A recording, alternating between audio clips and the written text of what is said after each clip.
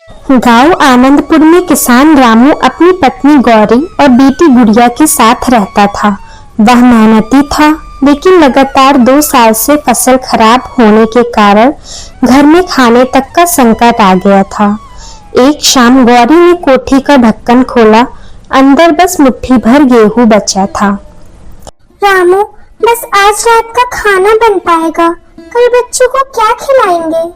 रामू कुछ पल चुप रहा। उसने गहरी सांस ली और बोला, भगवान पर भरोसा रखो, मेहनत हमने कभी छोड़ी नहीं है। उस रात पूरा परिवार आधा पेट खाकर सो गया। अगली सुबह गौरी जैसे ही कोठी खोलती है, उसकी आंखें फटी रह जाती हैं। जिस कोठी में रात को केवल मुट्ठी भर अनाज था, उसमें अब 2-3 किलो गेहूं रखा था। रामू, जल्दी आओ, यह देखो। रामू दौड़ कर आया।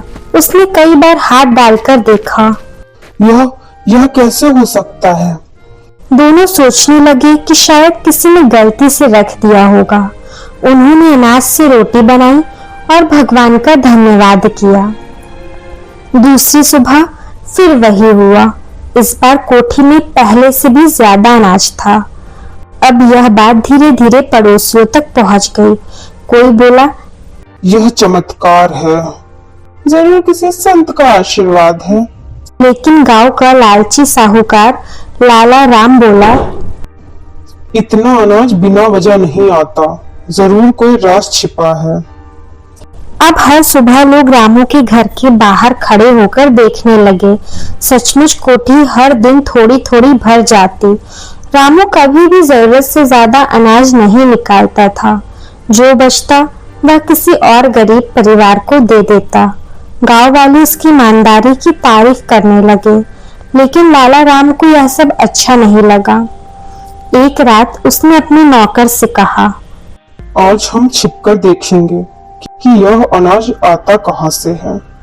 दोनों पूरी रात रामू के घर के पीछे छिपे रहे, लेकिन सुबह होने तक किसी को आते जाते नहीं देखा। फिर भी कोठी भर गई। लाला राम हैरान रह गया। उसी दिन गांव में एक बूढ़ी अम्मा आई। वह भूखी थी। रामू ने बिना सोचे अपने घर का आधा अनाज उसे दे दिया। गौरी ने धीरे से कहा, हमारे पास भी तो बहुत कम है।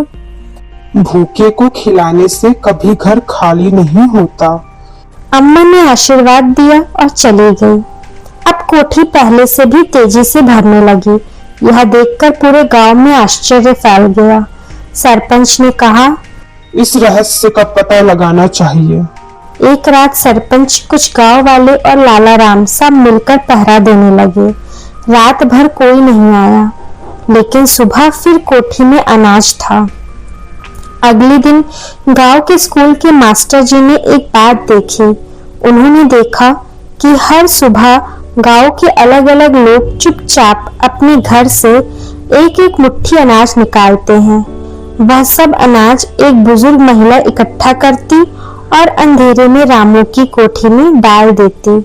सरपंच ने उस महिला से पूछा, आप यह सब क्यों कर रही थी? मैं अकेली नहीं हूँ।